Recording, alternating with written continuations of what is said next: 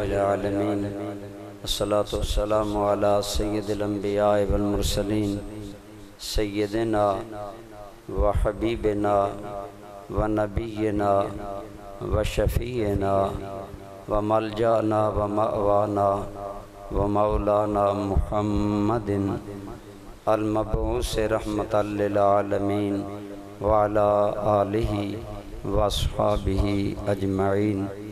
اما بعد فاعوذ باللہ من الشیطان الرجیم. بسم اللہ الرحمن الرحیم.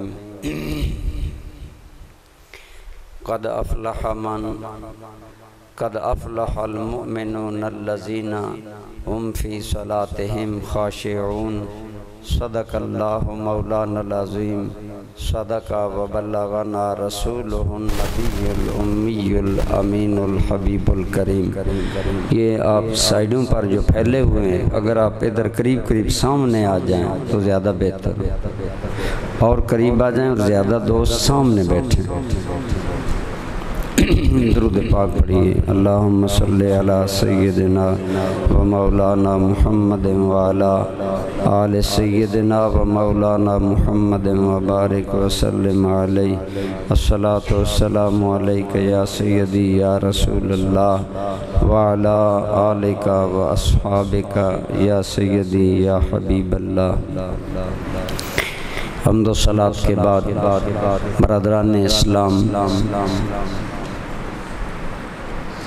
آپ جانتے ہیں کہ یہ ہمارے تربیتی اجتماعی اعتکاف کے دن ہیں، تو میں نے مناسب سمجھا کہ ہمارے وہ دوست جو ہمارے سلسلہ طریقت میں شامل ہوئے ہیں اور ہمارے پیر بھائی بنے ہیں، انہیں بھی ایک رات کے لیے دعوت دی جائے کہ وہ بھی یہ اللہ کے نیک بندے جو اپنا گھر بار چھوڑ کر اللہ کے دروازے پر اپنے بستر جما کر بیٹھے ہیں، ان کی صحبت میں ایک رات گزاریں اور ان کی روحانیت اور برکت سے انہیں بھی کچھ نہ کچھ ایک تو یقیناً برکت اور فیض ملے گا.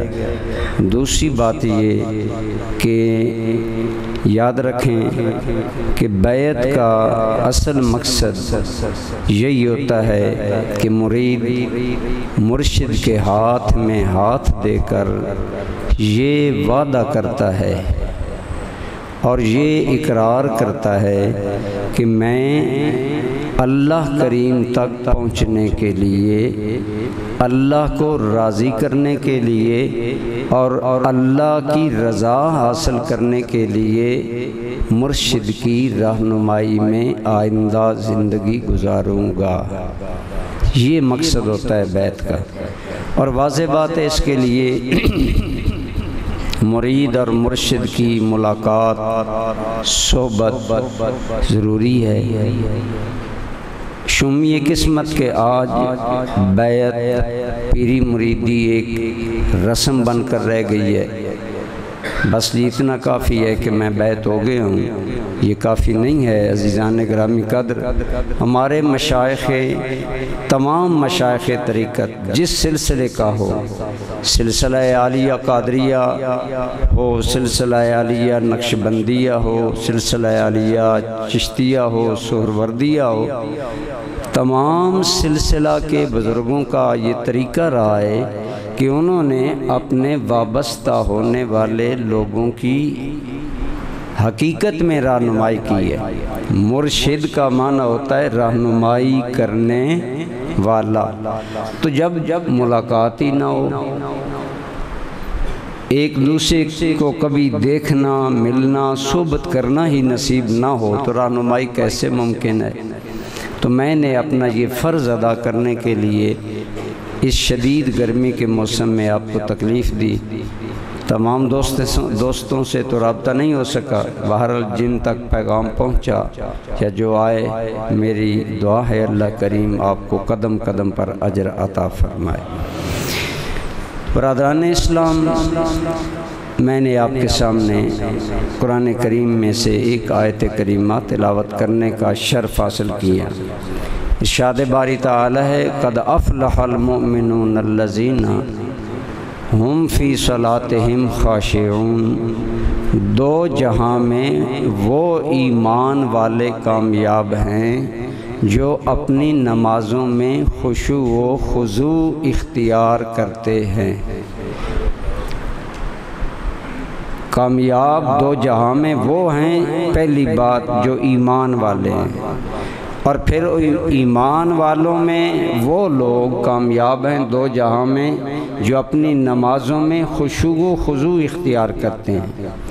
تو آپ اور میں جانتے ہیں کہ نماز کو اسلام میں کتنی اہمیت حاصل ہے، اور نماز اللہ رب العالمین سے کتنا بڑا بندے کا تعلق مضبوط کرتی ہے۔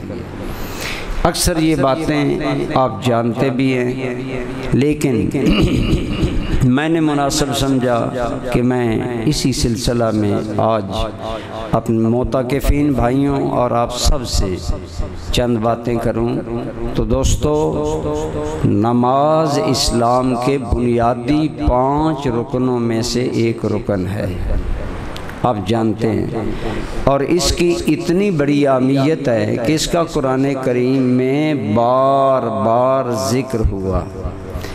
100 مرتبہ کے قریب اللہ کریم نے قرآن کریم میں ایمان والوں کو نماز کا حکم ارشاد فرمایا اور نماز کے بارے میں فرمایا۔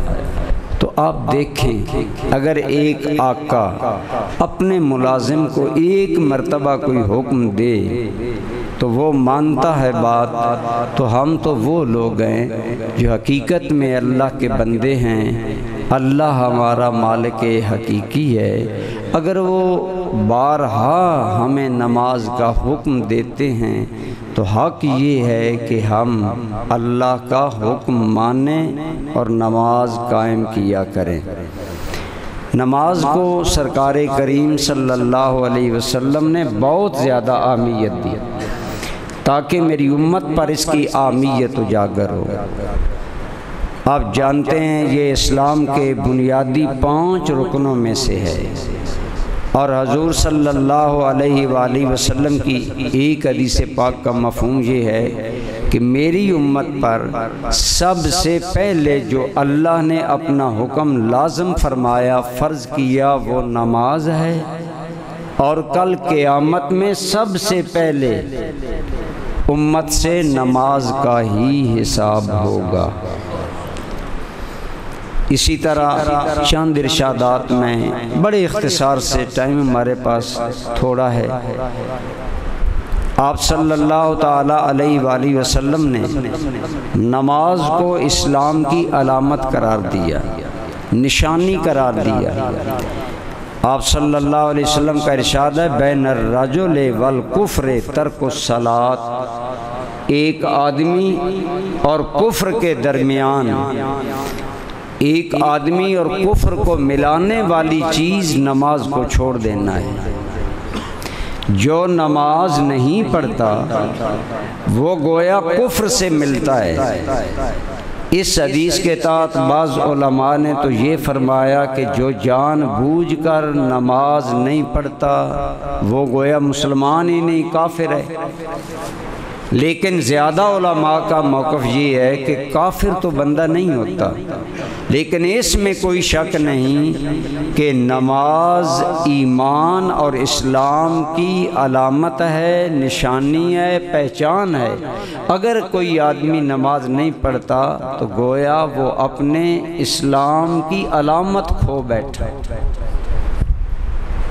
اس لیے ایک اور حدیث پاک میں آپ صلی اللہ علیہ وسلم نے فرمایا جو آدمی نماز نہیں پڑھتا اس آدمی کا اسلام میں، دین میں کوئی حصہ نہیں۔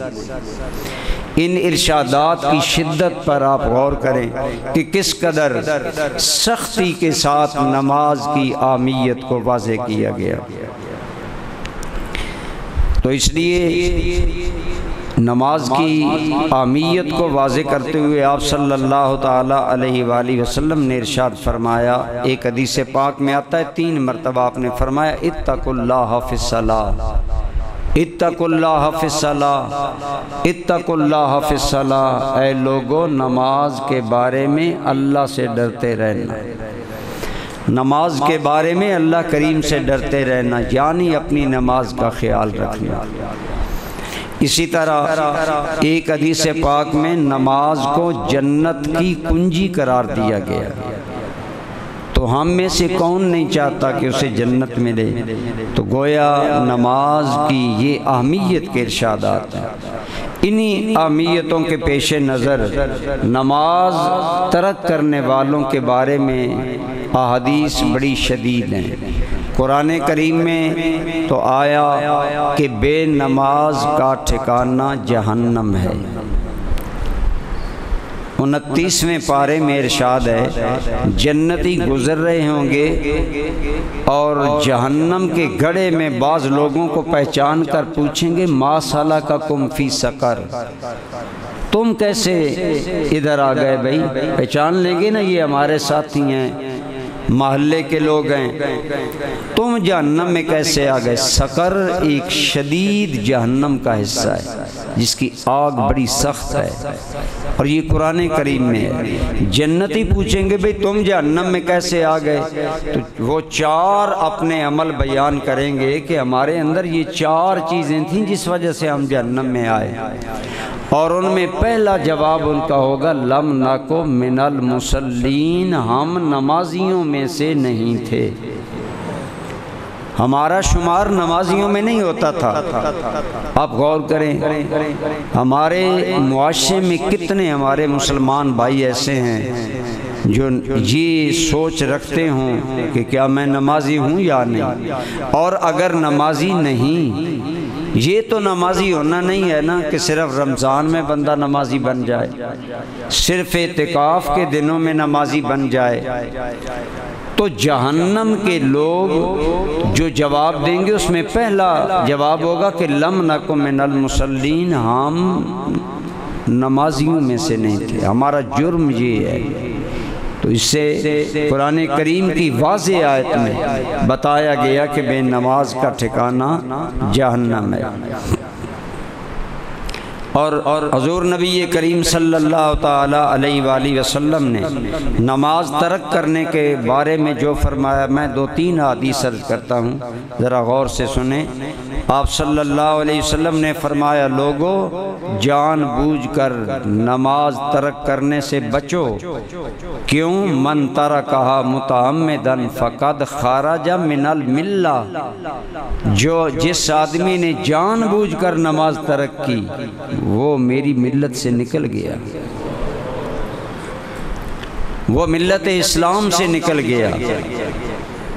ایک اور حدیث پاک میں فرمایا من ترکھا متعمدن فقد برئت منہ ذمۃ اللہ، جو آدمی جان بوجھ کر نماز نہیں پڑھتا اللہ کریم فرماتا ہے میرا اس سے کوئی تعلق نہیں ہے، اللہ کا ذمہ اس سے ختم، وہ اللہ کے ذمہ سے نکل گیا۔ ایک اور حدیث سماعت فرمائیں کتنی شدید ہے، من فاتتہ صلاۃ کأنما وتر اہلہ ومالہ، جس آدمی کی ایک نماز رہ گئی، فوت ہو گئی، فوت کی نہیں فوت ہو گئی، اور پھر قضا نہ کی یا اللہ کی بارگاہ میں توبہ نہ کی، ایک نماز قضا ہو گئی، فرمایا کأنما وتر اہلہ ومالہ، وہ اس آدمی کی طرح گھاٹے اور خسارے میں ہے جس کے اہل و عیال بھی برباد ہو گئے، جس کا مال بھی برباد ہو گیا۔ اتنا بڑا نقصان ہے نماز رہ جانے کا، بلکہ انتہائی شدید وعید آگے آ رہی ہے، یہ باتیں آپ ذہن میں رکھیں۔ اس لیے میں عرض کر رہا ہوں کل قیامت میں ہم سے پوچھا جائے گا۔ میں نے خود اپنی آنکھوں سے حضور ضیاء الامت رحمۃ اللہ تعالی علیہ کو ممبر پر بیٹھے ہوئے یہ فرمایا، آپ ارشاد فرما رہے تھے کہ اے میرے پیر بھائیو، اے محمد کرم شاہ سے تعلق رکھنے والو، نماز پڑھا کرو، کل کرم شاہ کو خدا کی بارگاہ میں شرمندہ نہ کرنا۔ گویا بیعت کے بعد مرشد کی ذمہ داری ہے کہ وہ اپنے مرید اور اپنے پیر بھائی اور اپنے اس متعلقہ فرد کی نماز کا خیال رکھے۔ حضور نبی رحمت صلی اللہ علیہ وسلم نے کس ناراضگی کا اظہار فرمایا بے نماز پر؟ فرمایا بے نماز آدمی کا حشر کیسے ہوگا؟ کان یوم القیامت ما فرعون و ہامان و ابی بن خلف او کما قال علیہ السلام، فرمایا بے نماز آدمی کا حشر فرعون کے ساتھ ہوگا۔ آپ سارے جانتے ہیں فرعون کون ہے؟ یہ وہ اللہ کا دشمن ہے جس نے اللہ کے مقابلے میں خدائی کا دعویٰ کیا۔ حامان کے ساتھ بے نماز کا حشر ہوگا۔ حامان کون ہے؟ یہ فرعون کا وزیر تھا۔ اسی بدبخت کو فرعون نے کہا تھا کہ میرے لیے محل بناؤ، اس پر میں چڑھ کر دیکھوں موسیٰ کا رب کہاں رہتا ہے۔ بے ایمانوں کا ہمیشہ طریقہ رہا ہے کہ وہ اسلام کا مذاق اڑاتے ہیں، اہل اللہ کی باتوں کا مذاق اڑاتے ہیں، لیکن اس کا انجام بہت شدید ہوتا ہے۔ فرعونیوں کے بارے میں قرآن کریم میں آیا کہ فرعون اور فرعون کے ماننے والے وہ صبح النار یوردون علیہا غدوا وعشیا، فرعون اور فرعون کے ماننے والوں کو صبح بھی آگ پر پیش کیا جاتا ہے، شام بھی آگ پر پیش کیا جاتا ہے، صبح شام ان کو آگ پر پیش کیا جاتا ہے۔ تو فرمایا بے نماز کا حشر فرعون، حامان اور ابی بن خلف کے ساتھ ہوگا۔ اب ذرا غور سے سنیں ابی بن خلف کون تھا؟ اگر ہماری غیرت ایمانی زندہ ہو تو ہمیں سمجھ جانا چاہیے کہ ابی بن خلف کتنا برا آدمی تھا اور اس کا کتنا برا انجام ہے۔ یہ بدبخت کہا کرتا تھا، اس نے قسم اٹھائی نعوذ باللہ من ذالک کہ میں اپنے ہاتھ سے محمد کو قتل کروں گا، اور یہ پھر خنجر لے کر حضور کی نیزہ لے کر حضور کی تلاش میں رہتا۔ لیکن اللہ کا کرنا، حضور کی حفاظت تو اللہ کریم کر رہا تھا۔ ایک جنگ کے اندر یہ بالکل حضور کے قریب پہنچ گیا اپنے برے ارادے کے لیے، تو سرکار نے ایک صحابی سے نیزہ پکڑا اور تھوڑا سا حضور کے دست انور کا نیزہ اس کے بدن کے ساتھ لگا۔ خدا کی طرف سے اتنا اس پر غضب تھا کہ چیختا تھا کہ ہائے مجھے محمد کی اس معمولی ضرب نے اتنے شدید کرب میں داخل کر دیا، اور اسی ذلت و رسوائی میں مر گیا۔ فرمایا بے نماز کا حشر ابی بن خلف کے ساتھ ہوگا، یعنی خدا کے شدید دشمنوں کے ساتھ اور محمد مصطفیٰ صلی اللہ علیہ وسلم کے شدید دشمنوں کے ساتھ ہوگا۔ ایک اور حدیث پاک میں آتا ہے جو آدمی نماز، روزہ اور ان احکام کا خیال رکھے وہ میرا دوست اور میرا ولی ہے۔ حضور نے فرمایا کیا کرم ہے، فرمایا جو نماز، روزہ اور ان احکامات کا خیال رکھتا ہے وہ میرا دوست ہے، اور جو ان کا خیال نہیں رکھتا وہ میرا دشمن ہے۔ بے نماز کے ساتھ سرکار کی ناراضگی کا یہ معاملہ ہے۔ آج ہم اس طرف توجہ نہیں دیتے، تو یہ باتیں میں اس لیے کر رہا ہوں کہ نماز کی اسلام میں کتنی بڑی اہمیت ہے، اور اس کو نہ پڑھنے والے کتنے بڑے مجرم ہیں اللہ رسول کی نظر میں۔ آگے چلیے، رسول اللہ صلی اللہ علیہ وسلم کے بعد سیدنا صدیق اکبر کے دور میں جو فتنے کھڑے ہوئے نا، ان میں ایک قوم یہ کہتی تھی کہ ہم 5 نمازیں نہیں پڑھیں گے، ہم 3 نمازیں پڑھیں گے، 5 نہیں پڑھیں گے۔ حضرت سیدنا صدیق اکبر نے ان سے جنگ کی۔ امیر المومنین جناب عمر نے کہا حضور چلو 3 تو پڑھتے ہیں نا، 5 پڑھ لیں گے۔ آپ نے فرمایا عمر میرے ہوتے ہوئے میرے نبی کے دین میں تبدیلی آئے، یہ مجھے گوارا نہیں ہے۔ سیدنا صدیق اکبر نے 2 نمازیں چھوڑنے والوں کے ساتھ قتال کیا، قتل و غارت کی، یہاں تک کہ وہ قائل ہو گئے کہ ہم 5 نمازیں پڑھیں گے۔ گویا بے نماز اتنا برا ہے صدیق اکبر کی نظر میں۔ اور حضرت فاروق اعظم رضی اللہ تعالی عنہ آپ نے ایک آرڈر اپنی حکومت میں جاری کیا کہ اے لوگو، میرے نزدیک اسلام کا سب سے اہم امر نماز ہے۔ تمام حاکموں کو حکم دیا کہ تمام سرکاری ملازموں کی نماز میں حاضری لگائی جائے، اور اس قدر شدت کی فرمایا کہ میری کسی فوج میں بے نماز آدمی شامل نہ کیا جائے، اور ساتھ فرمایا جو بے نماز ہوتا ہے وہ خدا کا غدار اور بے وفا ہوتا ہے، اور جو خدا کا غدار و بے وفا ہو وہ عمر کا کیسے وفادار ہو سکتا ہے۔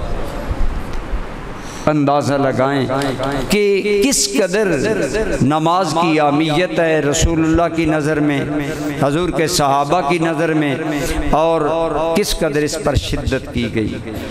آپ صلی اللہ علیہ وسلم نے فرمایا بے نماز آدمی کو 15 قسم کا عذاب ہوتا ہے۔ 6 قسم کا عذاب دنیا میں کہ اس کی عمر میں برکت نہیں ہوتی، اس کے رزق میں برکت نہیں ہوتی۔ میں وہ ساری حدیث بیان نہیں کر سکتا، ایک دو باتیں فرمایا بے نماز موت کے وقت اتنا پیاسا مرے گا کہ اگر اسے سمندر بھی پلا دیے جائیں تو اس کی پیاس نہیں بجھے گی۔ اب سوچیں جب موت آئے گی تو حشر کب آئے گا؟ درمیانی عرصہ وہ شدت پیاس میں گزارے گا۔ اور فرمایا جب بے نماز کو قبر میں رکھا جاتا ہے تو یدیق علیہ القبر حتی تختلف اضلاعہ، جب بے نماز کو قبر میں رکھا جاتا ہے تو قبر اس پر اتنی تنگ ہو جاتی ہے کہ اس کی پسلیاں ایک دوسری پسلی میں داخل ہو جاتی ہیں۔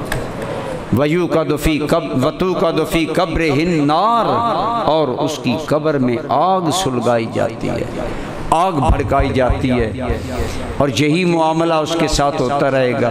تو دوستان ذی وقار، ان حالات میں آپ دیکھیں کہ نماز کتنا اسلام کا اہم حکم ہے، اور ہمیں ویسے اگر پیار اور محبت اور اخلاق کی صورت میں سوچا جائے تو جس رب کریم نے ہمیں ذرے سے اٹھا کر یہاں پہنچایا اور ماں کے رحم سے لے کر آج تک رزق دے رہا ہے، کیا اس رب کا حق نہیں کہ ہم 5 ٹائم اس کی بارگاہ میں حاضر ہوں؟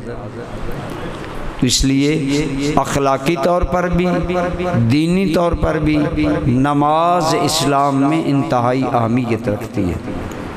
لیکن اب دوسرا سٹیپ، ہمارے بہت سے آدمی نماز پڑھتے ہیں لیکن نماز پڑھنے کا حق ادا نہیں کرتے، پڑھتے ہیں لیکن کما کو نہیں پڑھتے۔ اسی لیے فرمایا گیا 2 جہاں میں کامیاب ہیں وہ ایمان والے جو ایک تو ایمان والے ہیں، قد افلح المؤمنون الذین هم فی صلاتهم خاشعون، وہ ایمان والے 2 جہاں میں کامیاب ہیں جو اپنی نماز میں خشوع و خضوع اختیار کرتے ہیں۔ خضوع کا معنی ہے، خشوع کا معنی ہوتا ہے ڈرنا، اور خضوع کا معنی ہوتا ہے عاجزی کرنا، یعنی جو بڑے ادب سے رب کریم کی بارگاہ میں آتے ہیں۔ ویسے کسی دنیاوی بادشاہ یا چلو قریب سے آپ کو بات سمجھ آئے گی، ہم ایک جج کی عدالت میں جائیں تو عدالت کے آداب کا خیال رکھتے ہیں کہ نہیں رکھتے؟ اگر ایک دنیاوی بادشاہ اور ایک جج کی عدالت کے آداب ہیں تو کیا شہنشاہ کائنات اور شہنشاہ خالق عالم کی بارگاہ کے بھی آداب ہونے چاہیے کہ نہیں ہونے چاہیے؟ تو نماز خشوع و خضوع سے ادا کرنی چاہیے۔ حضور نبی کریم صلی اللہ علیہ وسلم نے اس پر بڑی تاکید فرمائی۔ تو الحمدللہ آپ لوگ اکثر نماز پڑھتے ہیں، پہلے تو آپ نماز کی اہمیت کو ذہن میں بٹھائیں، پھر اس پر دوام اختیار کریں، اور پھر نمازوں میں خشوع و خضوع شامل کریں۔ اس جانب توجہ دیں۔ کچھ نماز کے ظاہری آداب ہیں، کچھ نماز کے باطنی آداب ہیں۔ نماز کے ظاہری آداب بھی پورے کرنا ضروری ہیں اور باطنی آداب بھی پورے کرنا ضروری ہیں۔ لہٰذا خشوع و خضوع کا کیا معنی ہے؟ حضور سیدی ضیاء الامت رحمۃ اللہ تعالی علیہ لکھتے ہیں الخشوع هو جمع الہمت لها والاعراض عما سواه والتدبر فيما يجري على لسانه من القراءة والذکر۔ خشوع یہ ہے نماز کا، غور سے نماز کا خشوع یہ ہے کہ اپنی پوری ہمت جمع کر کے دھیان صرف رب کی طرف کر لیا جائے، اپنا دھیان کدھر کیا جائے؟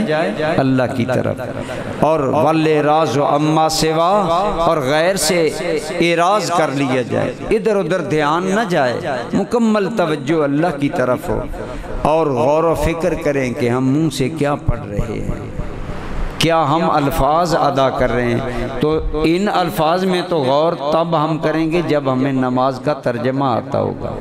اس لیے میری یہ گزارش ہے معتکفین سے بھی اور پیر بھائیوں سے بھی کہ نماز کا ترجمہ ضرور یاد کریں، اس کو ذہن میں رکھیں۔ جب یہ آپ کے ذہن میں ہوگا، آپ کی نماز میں توجہ آسانی سے جمع ہو سکے گی اور آپ کی نماز خشوع و خضوع پر مبنی ہوگی۔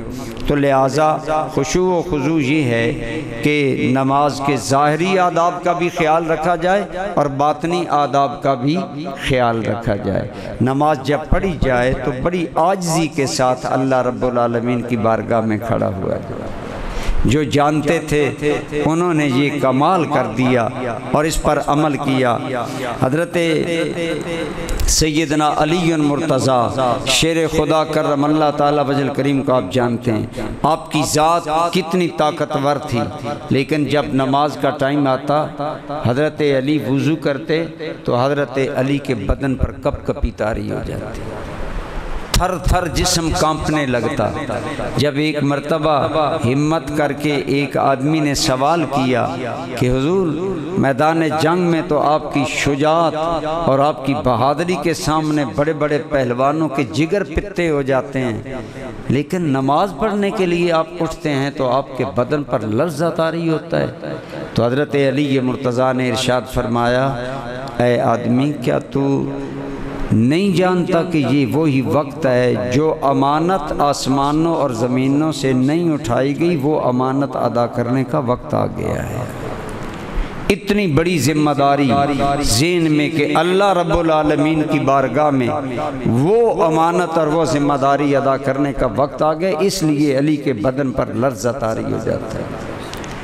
آپ کے پوتے امام زین العابدین رضی اللہ تعالیٰ عنہ، آپ جب وضو کرتے حضرت امام زین العابدین کا رنگ زرد پڑ جاتا، پیلا پڑ جاتا، عجیب کیفیت ہوتی۔ جب آپ سے پوچھا گیا کہ حضرت کیا وجہ ہے تو ارشاد فرمانے لگے کہ لوگوں کیا تمہیں پتہ نہیں کہ کتنے بڑے شہنشاہ کے حضور میں میں حاضر ہونے چلا ہوں۔ اس کیفیت کے ساتھ ہمیں بھی نماز میں آنا چاہیے کہ ہم کائنات کے مالک اور خالق اللہ کی بارگاہ میں جا رہے ہیں، اور یہ تصورات دل میں بٹھا کر ان کا خیال کر کے آنا چاہیے۔ ظاہری آداب یہ ہیں کہ نماز کے تمام ارکان بڑے سکون سے ادا کیے جائیں، یعنی قیام کیا جائے بڑی عاجزی سے کیا جائے، اور اس کے اندر یہ خیال ہو کہ میں اللہ رب العالمین کی بارگاہ میں حاضر ہوں۔ ہم نے اکثر حدیث پاک سنی ہے، حضور نبی کریم صلی اللہ علیہ وسلم نے فرمایا احسان یہ ہے کہ تو نماز ایسے پڑھے کأنک ترا ہو، گویا کہ تو اپنے رب کو دیکھ رہا ہے۔ اس کیفیت میں نماز پڑھ، اور اگر یہ کیفیت نہیں کہ تو یہ سمجھے کہ میں اپنے اللہ کو دیکھ رہا ہوں، تو پھر کم از کم اتنی ضرور بات ذہن میں رکھو، فَإِن لَمْ تَكُنْ تَرَاهُ فَإِنَّهُ يَرَاكَ، اگر تو نہیں اسے دیکھ رہا تو پھر اللہ تو تمہیں دیکھ رہا ہے۔ تو اس لیے انتہائی عاجزی کے ساتھ قیام کیا جائے اور تمام ارکان بڑے سکون سے ادا کیے جائیں۔ ہمارے بعض دوست رکوع کرتے ہیں اور رکوع میں پوری طرح نہیں جھکتے، آدھی پشت بچھائی اور آدھی نہ بچھائی، یا نماز پڑھتے ہیں تو تیزی سے پڑھتے ہیں۔ ابھی انشاءاللہ آپ کو مولانا لائق صاحب پوری نماز پڑھ کر دکھائیں گے کہ کیسے نماز ادا کرنی چاہیے۔ قیام کیسے کرنا چاہیے، پاؤں کیسے رکھنے چاہیے، رکوع کیسے کرنا چاہیے، سجدہ کس طرح ہونا چاہیے۔ ہمارے بہت سے نمازی نماز پڑھتے ہیں لیکن انہیں نماز کے آداب کا پتہ نہیں۔ اور اگر آپ احباب جو اعتکاف میں بیٹھے ہیں یا سلسلہ طریقت میں آئے ہیں، اگر آپ اور ہم لوگ اپنی اصلاح نہیں کریں گے تو پھر اور کون کرے گا؟ اس لیے بڑی سیریس ہو کر ان باتوں کو سنیں، یہ بڑی اہم باتیں ہیں۔ حضور نبی کریم صلی اللہ علیہ وسلم نے فرمایا بدترین چوری نماز کی چوری ہے۔ کیا فرمایا؟ بدترین چوری نماز کی چوری ہے۔ نماز کی چوری کیسے یا رسول اللہ صلی اللہ علیہ وسلم؟ آپ نے فرمایا نماز کی چوری یہ ہے کہ ایک آدمی نماز پڑھنے آئے لیکن نہ اطمینان سے رکوع کرے نہ اطمینان سے سجدہ کرے، بلکہ جیسے مرغ دانہ اٹھانے کے لیے زمین پر چونچ مارتا ہے یوں زمین پر سر رکھا اور پھر سر اٹھا لیا، اور پھر واپس آ کر صحیح کما کو نہ جلسہ کرتا ہے نہ قومہ۔ دیکھیں نا، رکوع کے بعد سیدھا کھڑا ہونا چاہیے۔ ہمارے بہت سے لوگ سیدھے کھڑے نہیں ہوتے، رکوع کیا وہیں سے ہی دھڑام زمین پر جا گرا۔ حضور نبی کریم صلی اللہ تعالیٰ علیہ وآلہ وسلم نے فرمایا جو آدمی نماز میں اپنی کمر سیدھی نہیں کرتا اور دو سجدوں کے درمیان سیدھا نہیں بیٹھتا نا، ان اللہ لا ینظر الی صلاتہ، اللہ اس کی نماز کی طرف دیکھنا بھی پسند نہیں کرتا۔ کتنے ہمارے لوگ ہیں سالہ سال کے نمازی ہیں لیکن یہ آداب نہیں ہیں۔ ایک اور حدیث پاک میں نبی پاک صلی اللہ علیہ وسلم نے ارشاد فرمایا کہ کچھ نمازی ایسے ہیں جن کی نماز پرانے کپڑے کی طرح ان کے منہ پر مار دی جاتی ہے۔ یا رسول اللہ وہ لوگ کون ہیں؟ فرمایا جو نماز کے آداب کو مد نظر نہیں رکھتے۔ تو برادران ذی قدر، ایک تو ہمیں نماز کی اہمیت کو سمجھنا ہوگا، دوسرا یہ کہ نماز میں خشوع و خضوع پیدا کرنا ہوگا، اور نماز میں خشوع و خضوع ظاہری اور باطنی نماز کے آداب ادا کرنے کا نام ہے، یعنی ظاہری باطنی طور پر ہم نماز کو ادا کریں۔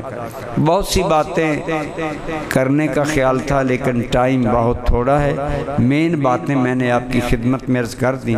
ہمیں نماز کس عاجزی سے پڑھنی چاہیے۔ حضور نبی کریم کے بارے میں صلی اللہ علیہ وسلم کے بارے میں ام المومنین عائشہ صدیقہ فرماتی ہیں، اب دیکھیں نا مائی صاحبہ کتنی قریب سے رسول اللہ کی نماز دیکھتی ہوں گی۔ آپ فرماتی ہیں جب حضور نماز میں ہوتے تو حضور نبی کریم کا سینہ مبارک یوں کھولتا جیسے آگ پر ہانڈی کھولتی ہے۔ محبت الہی، عشق الہی، اس کی ایک عجیب کیفیت رسول اللہ پر طاری ہوتی تھی۔ صحابہ کرام فرماتے ہیں حضور کو، ایک حضور کے صحابی کہتے ہیں میں گزرا تو حضور نماز پڑھ رہے تھے، میں کھڑا ہو کر دیکھنے لگا۔ فرماتے ہیں اللہ کی قسم اتنا حسین قیام، اتنا حسین رکوع اور اتنا حسین سجود ہم نے زندگی میں کبھی نہیں دیکھا جتنا رسول اللہ فرمایا کرتے تھے، کیونکہ حضور کی نماز امت کے لیے نمونہ تھی۔ آپ جب نماز میں ہوتے ابتدائی دور میں کافر ظالم تالیاں بجاتے، مکہ مکرمہ میں ایسا بھی ہوا کہ آپ صلی اللہ علیہ وسلم حرم کعبہ میں ایک دن نماز پڑھ رہے تھے، ان ظالموں نے آپ کی گردن مبارک میں چادر ڈال کر آپ کو گھسیٹنا شروع کر دیا۔ ان حالات میں بھی رسول اللہ نے نماز نہیں چھوڑی۔ یہ ذوق باطن تھا کہ ظاہری حالات ناسازگار ہیں، اس کے باوجود مالک کی بارگاہ میں حاضری ہوتی ہے۔ تو بہرحال برادران ذی قدر، نماز کے اندر خشوع و خضوع پیدا کرنے کی کوشش کریں۔ اگر ہم اہل اللہ کی نماز کو دیکھیں تو میں یہ سوچتا رہا کہ میں خشوع و خضوع والے صحابہ کے حالات آپ کے سامنے بیان کروں، پھر خیال میں آیا کہ ہمارے تو حالات وہ اپنے ہیں نہیں، ہم لوگوں کے سامنے کیسے بیان کریں۔ تو ایک کتاب والے نے بڑی پیاری بات کہی، وہ فرماتے ہیں ہمیں یہ بیان کرنے چاہیے، اس لیے کرنے چاہیے کہ اگر ہمارے اندر نہیں ہے تو ہم بیان کریں گے، سنیں گے تو ہمارے اندر مزید وہ چیز پیدا کرنے کا جذبہ پیدا ہوگا کہ اللہ ہمیں بھی ایسی نماز عطا فرمائے۔ ایک بزرگ ہوئے، ان کا نام نامی آپ نے سنا ہوگا، بڑے صوفی بزرگ ہیں، حضرت حاتم زاہد بلخی رحمۃ اللہ تعالی علیہ۔ آپ کی خدمت میں ایک اسام نامی آدمی جاتا، محبت کرتا رہتا، اللہ والوں کے پاس آنا جانا اور دین سیکھنا یہ طریقہ رہا ہے۔ تو اس نے سوال کیا کہ حضور آپ نماز کیسے پڑھتے ہیں؟ تو حضرت حاتم، اب سنیں حضرت حاتم کی نماز کا طریقہ۔ آپ نے فرمایا بیٹا تو جانتا ہے نا اللہ پاک ہے، ذرا بولیے۔ آپ نے فرمایا تو جانتا ہے نا اللہ پاک ہے؟ جی حضور۔ فرمایا تو لہٰذا پاک کی بارگاہ میں جانے سے پہلے پاک ہونا چاہیے، اور میں پاک ہونے کے لیے ظاہری طہارت بھی کرتا ہوں، باطنی طہارت بھی کرتا ہوں۔ ظاہری طہارت یہ کرتا ہوں کہ وضو کرتا ہوں جس طرح شریعت مطہرہ نے وضو کرنے کا حکم دیا۔ آپ نے فرمایا میں ظاہری طہارت وضو کے ذریعے کرتا ہوں، اور وضو کرتے کرتے میں اپنی باطنی طہارت توبہ سے کرتا ہوں۔ ہر نماز کے وقت نئے سرے سے میں اپنے گناہوں پر توبہ کرتا ہوں کہ یا رب العالمین مجھ سے جو غلطیاں ہو گئیں میں ان پر توبہ کرتا ہوں، مجھے معاف فرما۔ فرمایا اس کے بعد میں بڑے احترام سے یہ بات ذہن میں رکھتے ہوئے کہ میں اپنے خالق و مالک کی بارگاہ میں جا رہا ہوں، میں بڑی عاجزی سے قیام کرتا ہوں۔ اور فرمایا جب میں قیام کرتا ہوں تو میری کیفیت یہ ہوتی ہے کہ میں یہ سمجھتا ہوں کہ کعبۃ اللہ میرے سامنے ہے، اور جنت میری دائیں جانب ہے، جہنم میری بائیں جانب ہے، اور میں یہ سمجھتا ہوں کہ میں پل صراط پر کھڑا ہوں اور موت کا فرشتہ میری پشت پر کھڑا ہے، اور میں زندگی کی آخری نماز ادا کر رہا ہوں۔ اس کیفیت کے ساتھ میں نماز ادا کرتا ہوں۔ اسام نے سوال کیا حضرت اس انداز میں نماز آپ کتنے مدت سے پڑھ رہے ہیں؟ فرمایا تقریباً 30 سال سے اللہ نے مجھے ایسی نماز نصیب فرمائی ہے۔ اسام سوال کرنے والا رونے لگ گیا، پریشان ہو گیا اور کہنے لگا یا اللہ جو نماز تو نے اپنے اس بندے حاتم زاہد بلخی کو عطا فرمائی ہے، ہمیں ایسی ایک نماز ہی نصیب ہو جائے۔ تو اس لیے ایک بات یہ ذہن میں رکھیں کہ ہماری نمازیں تو ایسی نہیں ہو سکتی، تو کیا ہمیں پھر کوشش بھی نہیں کرنی چاہیے؟ کوشش ضرور کرنی چاہیے۔ خشوع و خضوع نماز کے اندر مکمل دماغ اور ذہن کی حاضری کے ساتھ نماز پڑھنی چاہیے، اور اپنی طرف سے جتنی کوشش ممکن ہو کرنی چاہیے۔ ایک اور بات غور سے سنیں، بعض دوستوں کے ذہن میں شیطان یہ بات ڈالتا ہے کہ ہم نماز کا تو حق ادا کر نہیں سکتے، لہذا پڑھنے کا کوئی فائدہ نہیں، نہ پڑھیں۔ تو علماء نے فرمایا اس خیال کو جھٹک دیں، یہ شیطان کا حربہ ہے۔ نماز ٹوٹلی نہ پڑھنے کی کتنی بڑی وعیدیں آپ نے سنی۔ آپ نماز پڑھیں گے جیسی تیسی ہماری نماز ہوگی، ہم نماز نہ پڑھنے کے جرم سے تو بچ جائیں گے کہ نہیں بچ جائیں گے؟ اور اگر ہماری کمزور نمازیں بھی اللہ کی بارگاہ میں حاضری لگتی رہی تو انشاءاللہ اللہ کی بارگاہ سے امید ہے کہ وہ آہستہ آہستہ ہمیں باطن کا ذوق اور دل کی نماز میں حاضری اور نماز کا سرور ہمیں عطا فرما دے گا۔ ایک اور بات جو بعض دوست کرتے ہیں اور ہم خصوصاً یہ ہونی بھی چاہیے، ایسی باتیں اپنے استاذوں سے اپنے مرشد سے پوچھنی بھی چاہیے کہ نماز جب ہم شروع کرتے ہیں یا پڑھتے ہیں ہمیں نماز میں وسوسے بہت آتے ہیں، خیالات بہت آتے ہیں۔ اسی طرح ایک مرید بڑا پریشان ہو کر اپنے مرشد کی خدمت میں عرض کرنے لگا کہ حضور جب میں نماز شروع کرتا ہوں اتنے وسوسے آتے ہیں کہ میرا جی چاہتا ہے کہ میں نماز توڑ دوں۔ تو آپ نے فرمایا بیٹا نہیں، پھر آپ نے اس سے ایک سوال کیا، آپ نے فرمایا یہ بتاؤ کہ چور خالی گھر میں حملہ کرتا ہے یا بھرے ہوئے گھر میں حملہ کرتا ہے؟ جو گھر مال سے بھرا ہوا ہو چور وہاں حملہ کرتا ہے یا خالی مکان پر حملہ کرتا ہے؟ اس نے کہا جناب چور تو اس مقام پر حملہ کرے گا جہاں کچھ ہوگا۔ آپ نے فرمایا پھر سمجھ لے جب تو نماز شروع کرتا ہے تیرا دل ایمان سے بھی بھرا ہوا ہے اور اللہ کی محبت سے بھی بھرا ہوا ہے، اسی لیے تو شیطان بار بار حملے کرتا ہے، اسی لیے تو بار بار۔ تو کیسے وہ مرشد تھے، کیسی ڈھارس بندھائی مرید کی۔ فرمایا بیٹا وسوسے آتے ہی تمہیں اس لیے ہیں کہ تیرے دل کے اندر ایمان موجود ہے، اور ایمان کے بعد تو اللہ کے حریم عاجزی میں داخل ہوتا ہے تو اس کو بہت تکلیف ہوتی ہے، وہ تجھ پر حملہ کرتا ہے۔ تجھے مبارک ہو کہ تیرا ایمان بھی سلامت ہے اور تیری کریم کی بارگاہ میں حاضری بھی سلامت ہے۔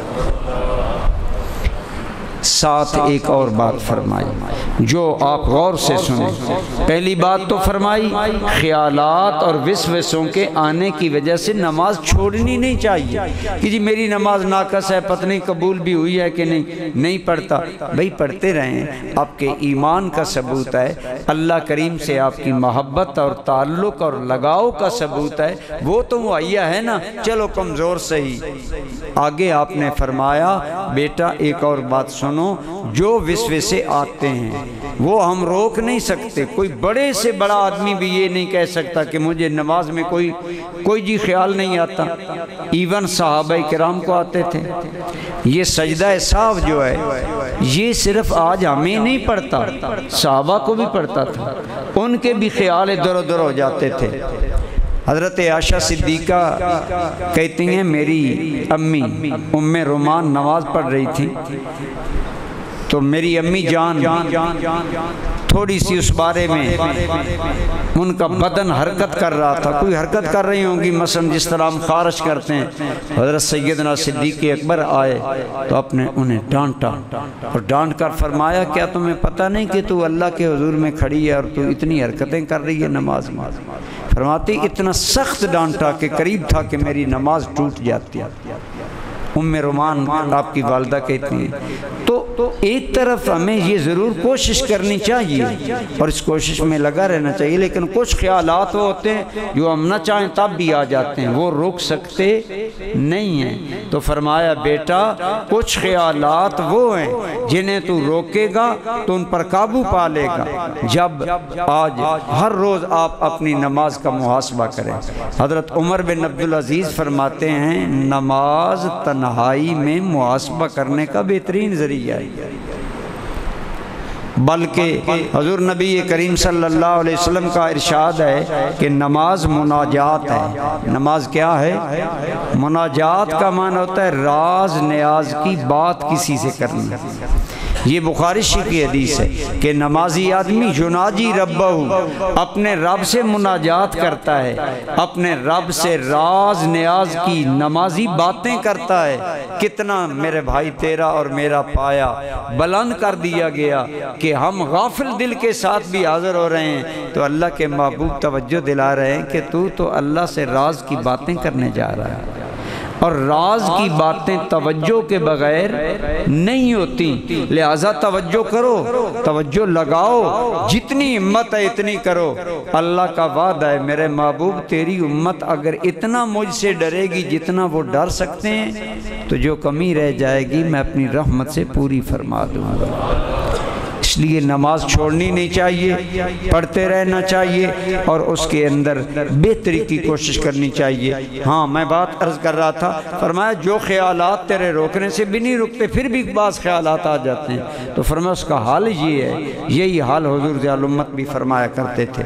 آپ فرمایا کرتے تھے کہ جب وسوسے یا خیالات بالکل نہ رکیں ان کا حال کیا ہے؟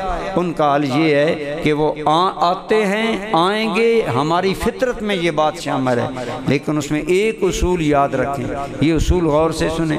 آپ فرمایا کرتے تھے خیال آیا تو اس کی پیروی نہ کریں، آیا ہے تو جھٹک دیں۔ اپنے آپ کو یعنی یوں خیال گیا گھر کی طرف، خیال گیا دوست کی طرف، تم خیال کو پکڑ کر نماز میں پیش کرو۔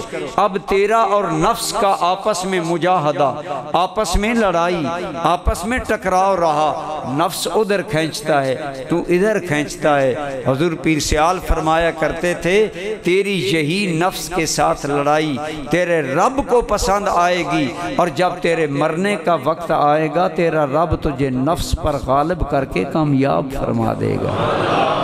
تیرا پچھلا ریکارڈ دیکھا جائے گا کہ اس میرے بندے کی زندگی نفس سے جنگ کرتے گزری، نفس سے مقابلہ کرتے گزری، خیالات سے مقابلہ کرتے گزری۔ تو گویا یہ خیالات سے مقابلہ کرنا یہ بہت بڑی سعادت ہے، اور اس کو ہمیشہ جاری رکھیں، اور اس امید پر کہ میرا مالک کبھی ضرور میری دستگیری کرے گا، اور ضرور اپنی مہربانی خاص سے۔ دیکھیں نا، آپ اپنے استاذ کو، پرنسپل کو یا کسی بڑے آدمی کو ملنے گئے، ایک مرتبہ بھی ملاقات نہیں ہوئی، دوسری مرتبہ بھی ملاقات نہیں ہوئی، تیسری مرتبہ بھی آپ جاتے رہے کہ ملاقات تو کرنی ہے۔ ایک دن آپ گئے، دربان نے کہا ملاقات نہیں ہو سکتی، اتفاقاً ان کی نظر پڑ گئی، انہیں پتا تھا کہ کئی مرتبہ یہ آدمی آیا لیکن ملاقات نہیں ہو سکی، تو ہو سکتا ہے وہ مہربانی کر کے ان کے دل میں خیال آئے اور وہ کہیں اسے بھائی آنے دو، یہ کئی مرتبہ پہلے آیا ہے، ملاقات نہیں ہو سکی۔ پیر سیال اور حضور ضیاء الامت فرماتے تھے اللہ کی بارگاہ میں آتے رہو اور یہ نفس کے ساتھ جنگ جاری رکھو، مالک ہر لمحہ تمہاری یہ جنگ دیکھ رہا ہے، بالآخر اپنے بندے کو کامیاب فرما دے گا، اور بندے کو سرخروئی اور دو جہاں کی کامیابی کا سرٹیفکیٹ اس طرح نماز کے ذریعے ہمیں حاصل ہوگا۔ دعائے اللہ کریم ہمیں نماز کا ذوق عطا فرمائے۔ دیکھیں نماز کو ملاقات کہا گیا، فرمایا نماز بڑی مشکل ہے، وَإِنَّهَا لَكَبِيرَةٌ، نماز بڑی مشکل ہے، لیکن إِلَّا عَلَى الْخَاشِعِينَ الَّذِينَ يَظُنُّونَ أَنَّهُمْ مُلَاقُو رَبِّهِمْ۔ سنیں خدا کا قرآن کتنی پیاری حقیقت بیان کرتا ہے، فرمایا نماز پڑھنا بڑی مشکل ہے، لیکن ان لوگوں کے لیے مشکل نہیں جو اللہ سے ڈرتے ہیں اور یہ یقین رکھتے ہیں کہ ایک دن میں نے اپنے رب سے ملاقات کرنی ہے۔ اس امید پر اس ملاقات کو جاری رکھیں۔ بعض نے اس کا ترجمہ یہ کیا کہ وہ تو نماز کو ہی اللہ کی ملاقات سمجھتے ہیں۔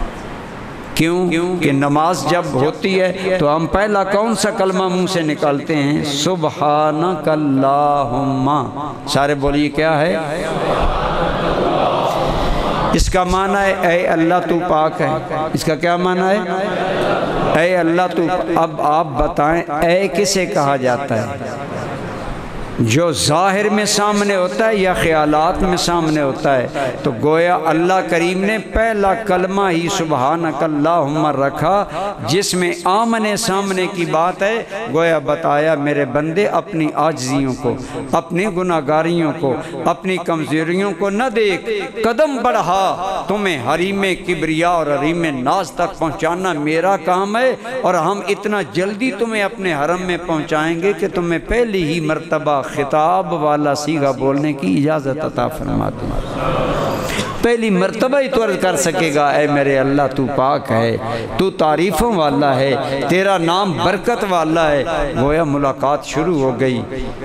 اٹھ جاتا ہے جدائی کا پردہ نماز میں، مولا سے اپنے ملتا ہے بندہ نماز میں۔ علامہ اقبال نے کہا تھا اگر تیرے دل کے اندر درد ہو نا، اللہ کا عشق ہو، اللہ کی محبت ہو، تو یہی نماز تیری معراج ہے۔ اقبال کہتے ہیں در بدن داری اگر سوز حیات، اگر تو بدن میں زندگی کا سوز رکھتا ہے نا، اگر اللہ کا درد رکھتا ہے تو ہست معراج مسلمان در صلات، یہ نماز تیری معراج ہے۔ جس طرح رسول اللہ کی ملاقات رب سے حضور کی شان کے مطابق وہاں ہوئی، اسی طرح تیرے رب سے یہ ایک ملاقات ہے۔ دعا کریں اللہ اس ملاقات میں ہمیں لذت عطا فرمائے، ہمیں سرور عطا فرمائے، ہمیں نور عطا فرمائے، لیکن یہ تب ہوگا جب ہم پڑھتے رہیں گے اور اسے اپنا وظیفہ زندگی بنائے رکھیں گے۔ دعا ہے کہ مرتے دم تک ہماری جبین نیاز مالک کے دروازے پر پڑی رہے اور ہم زمین بوس رہیں، اللہ کی بارگاہ میں سجدے کرتے رہیں۔ تو میں نے اپنی بات کو کلوز کیا۔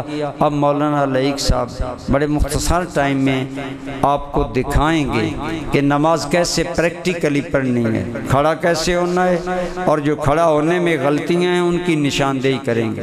پھر رکوع کریں گے اور رکوع میں جو لوگ غلطیاں کرتے ہیں وہ نشاندہی کریں گے اور بتائیں گے غلط کیا ہے صحیح کیا ہے۔ اسی طرح ساری نماز آپ دیکھ سکیں گے۔ اس کے بعد انشاءاللہ تعالی نوافل ہوں گے، اور نوافل کے بعد ذکر، اور ذکر کے بعد دعا، اور اس کے بعد سحری انشاءاللہ۔ یہ ہمارا طریق شیڈول ہے۔ تو ایک رات ہے، مہمانوں کے لیے بھی ذرا ہمت کریں۔ بعض دوستوں کی پلکوں پر نیند دستک دے رہی ہے، سستی دکھائی دے رہی ہے، لیکن ہمارے تو ماشاءاللہ معتکفین تقریباً روزانہ ہی جاگ رہے ہیں۔ تو آپ بھی آج ذرا ہمت کریں، اور ایک رات کا معاملہ ہے، انشاءاللہ اللہ تعالی ہماری حاضری اپنی بارگاہ میں قبول فرمائے۔